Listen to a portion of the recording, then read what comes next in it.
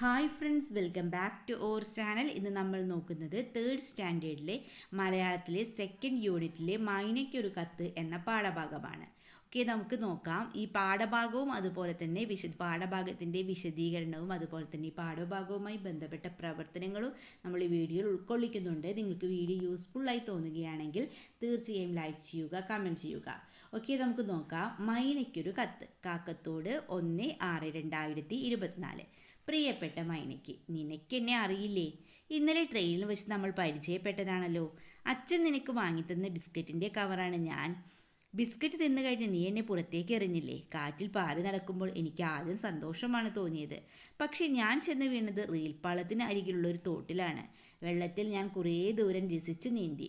അതിനിടയ്ക്ക് തോട്ടിലേക്ക് ചാഞ്ഞു നിൽക്കുന്ന ഒരു മുളങ്കമ്പ് എന്നെ തടഞ്ഞു നിർത്തി.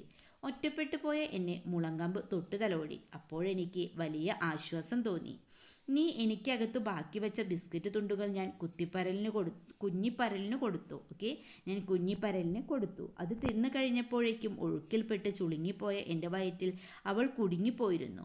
മുളങ്കമ്പിൽ കുടുങ്ങിയ ഞാൻ അവളെ എങ്ങനെ രക്ഷിക്കാനാണ്? ഇനി ഒന്നും പറഞ്ഞിട്ട് കാര്യമില്ല. ഇനിയെങ്കിലും എന്നെപ്പോലെയുള്ളവരെ നീ വഴിയിലേക്ക് വലിച്ചെറിയരുതേ. ഞങ്ങളെ കഴുകി സൂക്ഷിച്ചു വെച്ച് ഹരിതകർമ്മസേനാംഗങ്ങൾ വരുമ്പോൾ അവർക്കു നൽകൂ. അവർ ഞങ്ങളെ ഉപകാരമുള്ള മറ്റെന്തെങ്കിലുമാക്കി മാറ്റും. നീ എന്നെ വലിച്ചെറിഞ്ഞതുകൊണ്ട് ഞാൻ മാത്രമല്ല, പരൽമീനും അച്ഛനമ്മമാരിൽ നിന്ന് ഒറ്റപ്പെട്ടതിനാൽ സങ്കടത്തിലായി. ഇനിയെങ്കിലും ഞങ്ങളെപ്പോലെയുള്ളവരെ പുറത്തേക്ക് എറിയാതിരിക്കണേ. നിങ്ങളുടെ മണ്ണും വെള്ളവും ചുറ്റുമുള്ള ജീവികളും നശിച്ചു പോകാതിരിക്കട്ടെ. നിനക്ക് നന്മകൾ നേരുന്നു. സ്നേഹത്തോടെ, ബിസ്ക്കറ്റ് കവർ. വളരെ വ്യത്യസ്തമായൊരു കത്താണല്ലേ നമ്മളിപ്പോൾ വായിച്ചത്. നമുക്കിതിൽ ഓരോ പ്രവർത്തനങ്ങളായി നോക്കാം. നമുക്ക് പ്രവർത്തനങ്ങൾ നോക്കാം. ബിസ്ക്കറ്റ് കവറിനും പരൽമീനിനും മാത്രമാണോ ഇത്തരത്തിൽ ദുരിതം അനുഭവിക്കേണ്ടി വരിക? മറ്റൊരു ജീവിയോ വസ്തുവോ എഴുതാനിടയുള്ള കത്ത് തയ്യാറാക്കാനാണ് പറഞ്ഞിട്ടുള്ളത്. കത്ത് തയ്യാറാക്കുമ്പോൾ നമ്മൾ എന്തൊക്കെ ശ്രദ്ധിക്കണം? സ്ഥലവും തീയതിയും എഴുതണമല്ലേ.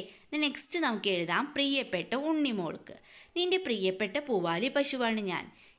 കഴിഞ്ഞ ദിവസം നീ അമ്മ വീട്ടിൽ പോയപ്പോൾ അമ്മയാണ് എന്നെ പറമ്പിൽ പുല്ല് തിന്നാൻ കൊണ്ടുപോയത്. നീ എന്നെ കൊണ്ടുപോകുമ്പോൾ അവിടെയുള്ള പ്ലാസ്റ്റിക് കവറുകൾ പെറുക്കി കളയാറുള്ളതല്ലേ. അമ്മയ്ക്ക് തിരക്കായതുകൊണ്ടാവും എന്നെ അവിടെ കെട്ടിയിട്ട് പോന്നു. ഞാൻ പുല്ല് കണ്ടിട്ട് മറ്റൊന്നും ഓർക്കാതെ തീറ്റ തുടങ്ങി. വെളുത്തതും മഞ്ഞയുമായ പ്ലാസ്റ്റിക് കവറുകളും ബിസ്ക്കറ്റ് കവറുകളുമൊക്കെ പലയിടത്തായി കിടന്നത് എൻ്റെ ശ്രദ്ധയിൽപ്പെട്ടില്ല. ഞാൻ എല്ലാം വാരി വലിച്ചു തിന്നു. വൈകുന്നേരം ആകാറായപ്പോൾ അമ്മ വന്ന് എന്നെ കൊണ്ടുപോന്നു. അപ്പോൾ എനിക്ക് വയറിന് എന്തോ സുഖമില്ലാത്തതുപോലെ തോന്നി. വെള്ളം കുടിച്ച് ഞാൻ കിടന്നു. പിറ്റേന്നായപ്പോൾ വയറുവേദനയായി. ഞാൻ ഭക്ഷണം കഴിക്കാതെ തളർന്നു കിടക്കുന്നത് കണ്ട് അമ്മയ്ക്ക് സങ്കടമായി. ഡോക്ടറെ വിളിച്ചു കൊണ്ടുവന്നു. മരുന്ന് തന്നു. പക്ഷേ മാറ്റമൊന്നും വന്നില്ല. എനിക്ക് തളർച്ച കൂടി വന്നു. ഒടുവിൽ ആശുപത്രിയിൽ കൊണ്ടുപോയി സ്കാൻ ചെയ്തപ്പോൾ വയറ്റിൽ കുറേ പ്ലാസ്റ്റിക് കിടക്കുന്നുണ്ടെന്ന് കണ്ടെത്തി. ഉടനെ ശസ്ത്രക്രിയ ചെയ്ത് ഡോക്ടർ പ്ലാസ്റ്റിക് വെളിയിലെടുത്തു. എനിക്കിപ്പോൾ ഭേദമായി വരുന്നു. ഭക്ഷണം കഴിക്കാൻ തുടങ്ങി. മനുഷ്യർ പ്ലാസ്റ്റിക്കും മറ്റ് അപകടകരമായ മാലിന്യങ്ങളും ഇങ്ങനെ വലിച്ചെറിഞ്ഞാൽ ഞങ്ങളെപ്പോലെയുള്ള ജീവികൾ ഭൂമിയിൽ ഇല്ലാതെ വരും. നിങ്ങൾ കുട്ടികൾ ഇതിനൊക്കെ പരിഹാരം കാണണം. സ്നേഹത്തോടെ, പൂവാലി. അപ്പം കൂട്ടുകാർക്കും എന്തു ചെയ്യാം? ഇതുപോലൊരു കത്ത് തയ്യാറാക്കാവുന്നതാണ്. നെക്സ്റ്റ് ക്വസ്റ്റ്യൻ നോക്കാം. ഹരിതകർമ്മ സേനാംഗങ്ങളെ സ്കൂളിലേക്ക് ക്ഷണിക്കൂ.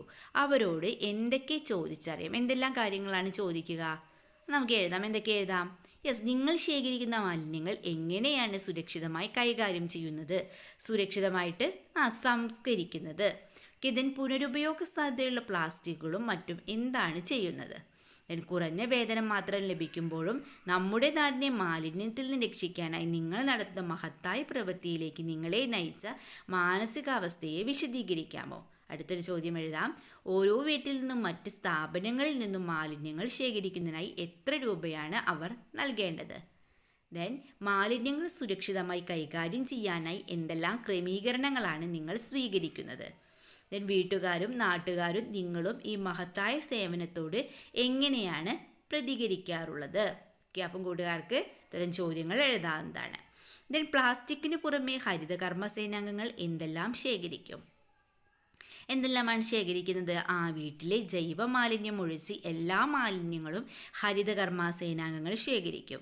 ഉപയോഗിച്ച് ബാക്കി വന്ന കാലാവധി കഴിഞ്ഞ മരുന്നുകൾ വലിച്ചെറിഞ്ഞാൽ അത് മണ്ണിലും കുടിവെള്ളത്തിലുമൊക്കെ കലർന്ന് മണ്ണും വെള്ളവും വിഷമയമാകും.